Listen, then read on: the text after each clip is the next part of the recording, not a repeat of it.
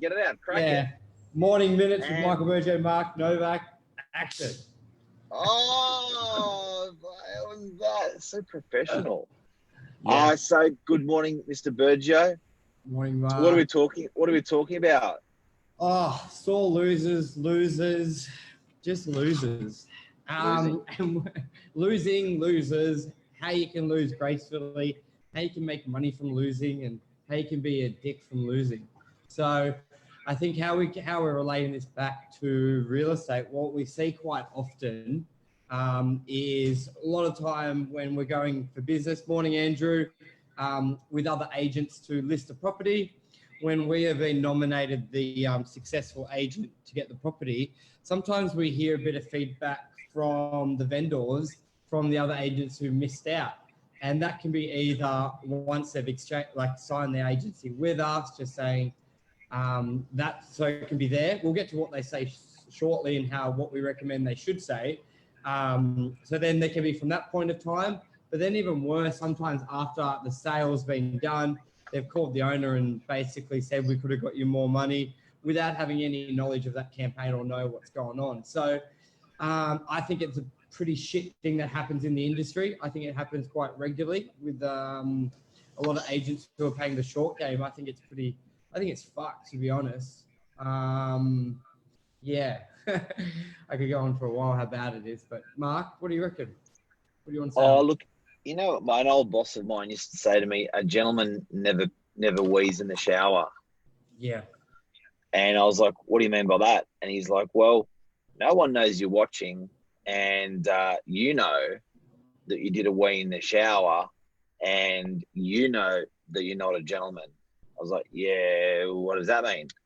He goes, well, it doesn't even it matters in your core, like it matters about your beliefs, so how you treat stuff. So Yeah. I think that even if you get off that phone and you're like a sore loser, if you've lost the business, I still think that actually it travels through you, your colleagues in the office, your customers that you talk to that day. And I think that when you lose business, if you take it really positively, and even if no one's watching and no one knows, I just think that really makes you a finer business person, for more transactions. And I guess, it's pretty obvious when when an agent gets onto a phone and then blows up the person that's chosen to use another agent, and that, it's just so bad for business, you know what I mean? And I think that, for that agent, I feel sorry for the customer that gets blown up, but also for the agent that blows up, because it must just cook your brain. Yeah. Like, don't get me wrong, this is a highly emotional business from agents and vendors, like highly emotional, and top of that, highly competitive. Like, when you look at the moment, even just, and that's what anyone does sales. It's, you've got that competitive edge. You like to win. You don't like to lose. You're not complacent. You keep driving. So I get all that, but it's when in experiences when I've lost a listing, and I've actually made, I was just talking to Mark about off air, going, there's been a listing where I actually didn't get the listing, but I called them to congratulate them after they signed with another agent, and after they sold, they actually referred two other clients onto me, because another agent that lost it would just whinged and said how bad they made the decision. Because when I always looked at it going, if a vendor has nominated two agents to come into their home out of the 1,000 of us, like, we're not that special. There's a lot. So that owner's made an educated opinion to bring in two people. Really good point. You got to value that customer. Like, yes, we understand the benefits. If they've shortlisted you to be top three, you're always going to be top three in their mind. So your actual chances are pretty good for if you don't get the business that time round. You may pick it up on the next time round. But if you kick yourself off that shortlist because you're a spoiled brat and you didn't get the business, how dumb's that? Because you've worked so hard and so well to be shortlisted. like 100%, you're top 3 out of 1,000 agents in that client's mind, and they will refer other people onto you. So I always looked, because a common thing that happens is we'll be in a presentation. This is even before we've lost the business or got the business. The vendor, I remember it clearly one occasion, it was a factory in Brookvale. The vendor goes to me, I've brought in this other agent in at the same, I've brought you're up against this agent. And he goes, what do you think about them? And one thing Mark, you've always done, and I think it comes through our business, we've just said they're a great agency. We do things this way, but respect your decision either way. We would love the business. They do good. They've got things their way. Never talk down to them. And it took me 30 seconds to get that out. Then the owner said to me, I'm signing with you straight away, because they spent the 30 minutes of the presentation talking shit about you, and I rated both of you top 2. So basically them telling me your shit was saying I'm an idiot for getting you in. So that vendor took it personally. So never attack another agent that's been brought in, for one, because it's not like they've invited us in. They've gone, those 2 are the top 2. And by saying one dumb and it's a stupid decision for bringing them in, you're basically insulting the owner. That's one reason. Mark. And then after they've gone, yeah. And it's good posture. Do you know what I mean? Like if you can hold that, and in good times and bad times, the good posture, that good acumen is just going to carry you through. Do you know what I mean? And I think that when what you mentioned about that top 3, I think that's a really well put way. It's absolutely critical. It's absolutely critical. But you would be surprised how many people are a spoiled brat. You would be surprised out there how many people are spoiled brats about not getting the business. And it's like, I get it, because we're invited into people's home. We're one of their last industries that does stuff for free for people. Yeah, it's true. We actually can do a lot of work towards the job and not get paid at all. Yeah. So put it in context for some owners that, like, to be honest, think of it like, Mark, put it in context. Like, we could meet a client for, say, 12 months ago. They may have said they're doing renovations. We go to their home. We bring builders in. We almost plan sale for plan the renovation, what would get them the highest price. Then they say, after this break, we're going to sell, which could be in 6 months, and this event in their life. So you keep in contact with them. We're going to have it on the market. We're going to have it on the market. And then for them to go with another agent, you're like, fuck, that's 12 months of work, follow-up, gardeners putting in their stylists. So I get the emotional side. But like we said before, they're top 3 in that client's mind. And the amount of business you get, we all know referrals are the biggest business. And just because you didn't get their first business doesn't mean you won't get their second or third. We can't look after everyone. We have to reject clients. Yeah. We've only got a certain amount of hours in the day. We have to say no to a lot of clients, and that's just how it is sometimes. And they get angry. What about calling like, how bad is it when an agent called the vendor and said, I could have got you more money? Like, how does that conversation go down well? Like, how can you, whenever you make a conversation, like, so actually, a bit of that's happened at the moment, especially with what we do. We're a little bit unorthodox in our approach lately because of all the social media selling that we're doing. And a lot of agents can't do it. A lot of agents don't understand it, most importantly. So when we list the property, sell the property, the client spends $0 to get the property sold. Man, that just drives agents nuts. Yeah, because typically they're pitching these 10 grand campaigns. Now, at the end of the day, but those 10, 20 grand campaigns are doing a great job to get the property sold, but they're also doing a great job to promote the agent. So I think that with all this social selling that we're doing, we're taking away from agents being able to promote themselves by promoting the properties that we've just sold. So I think it's like a double-edged sword in a way, or it's starting to circumvent agents a little bit that are not selling on social, because they're not getting the benefit of selling the property, but they're not getting the benefit of marketing themselves. So it's a really, really dangerous thing that we're going into.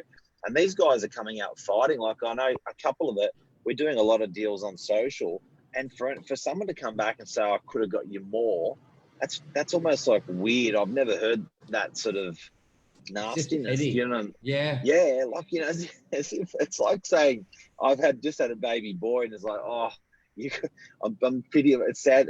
It's sad that you didn't have a baby girl. Like, Yeah, it's pointless. It's already happened. And the end of the day, it's no position to say that, because we've had vendors in many occasions. Everyone wants the best price, but the reality is you never really know. At the end of the day, if the vendor's happy and the buyer's happy, that's all that matters. But it's all like that saying, matters. I just bought a property in DIY. What a pity you didn't buy one in Manly. Like, yeah, you know, you just don't say shit like that. You know, congratulations, we just sold the property with we just sold our property with Novak. What price did you get? Oh, you know, I could have got you more. Like, who says that? And the reality is, it's total bullshit, and you never know. We've had properties that you take to market which you think you're going to get X, and they get a lot lower, or they get a lot higher. You never know until you're speaking to the buyers there. And the end of the day, if you've had more than a couple buyers through, then you've got a really good view. How would you know? On that price through. So it's a very uneducated. Look at the options on the weekend. Yeah, 68%. Look at those two auctions on the weekend we looked at. Yeah, we're like, these two are going to go bananas. One, all the bidders that were going to turn up didn't turn up, ended up selling it 20 minutes after the auction anyway. But how would you know that that's going to be the outcome? You know what I mean? So to come along and say, oh, I could have got, how would you know?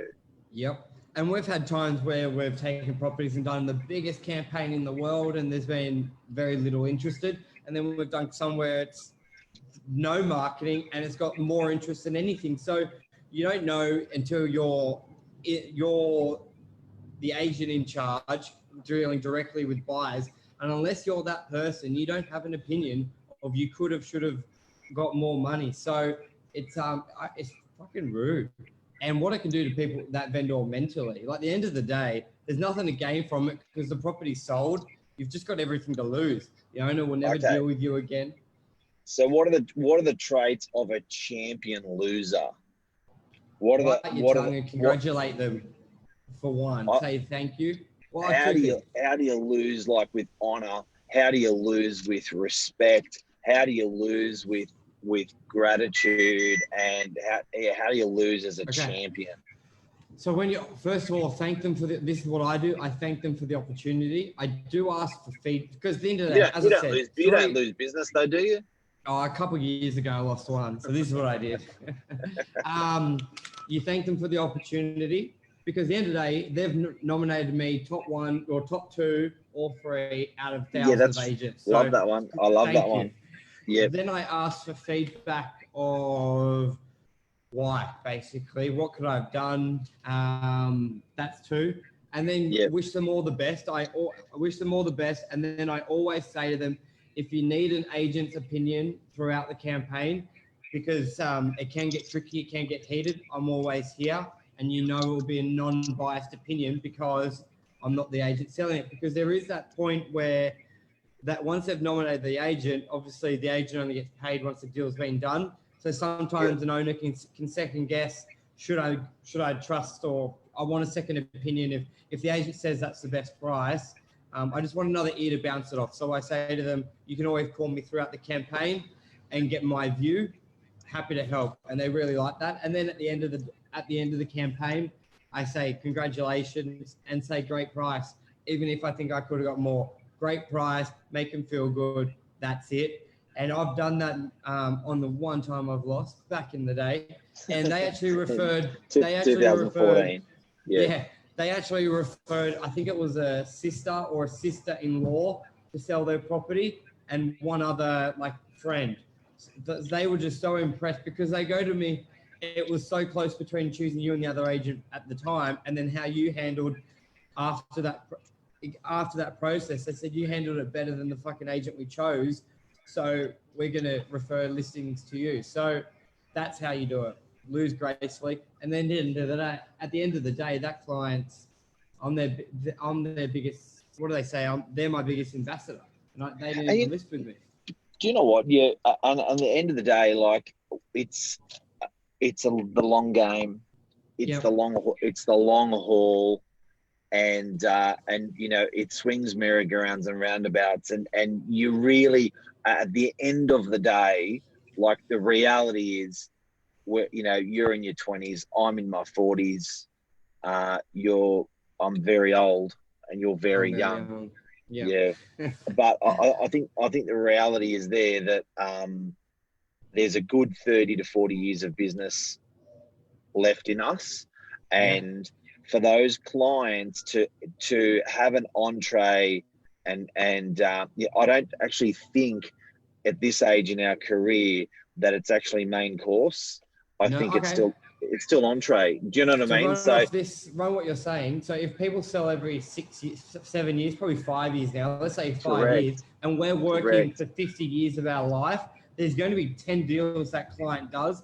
We may miss number one, but we've got 9 deals to go. I've got 9 deals with that client to go, and I may miss one, but how I handled number one, entree, as you're saying, I've got 9 more to go. And I'll make a lot more money and build a lot more relationships on those number 2 to 10 than I would missing that one. That's a degustation then. That's a degustation, and you never got past the first meal. The first. So, you know, normally 9 meals. What is it? 8, 9 meals in a degustation. Never even got past one. So I think it's just really important. And look, I get that it's hard though. Like, I get that it's an emotional business, and you actually, you bond with these clients, and they potentially select another agent, and you bonded with them. It's a bit like a relationship breakup, you know, a bit of bitchiness and stuff, but not necessary. It's true. And it's one of the can't get emotional. That's a wrap, I reckon. That's a wrap. Take done. Can you do that at the end of takes as well? Should I do that at the end of takes in movies? Does anyone know? Never seen it. No, never seen it at the end. I never seen it. Yeah, apparently, do it again. Yeah, apparently that is the way they used to match the sound with the video in the olden days. Okay. And that's why they actually got the clap. That's why they got the clap, because they used to have to sync the sound with the audio at the beginning, and then if they sunk it at the beginning, it would be perfect all the way through. Oh, good fact. Alrighty, guys. Thanks, man. Tonight, 8:00, Monday Night Rant. Novak Facebook as well. It could be our last Novak news tonight, or maybe second last. Yeah, it's motoring. Next one's New Year's Eve, so it will be. It's motoring, It's I can't believe how fast it is till Christmas. I think it's 11 days till Christmas. Shit, probably should think about it then. Unbelievable. Anyway. Unbelievable. All good. See everyone tomorrow morning. See everyone. Cheers.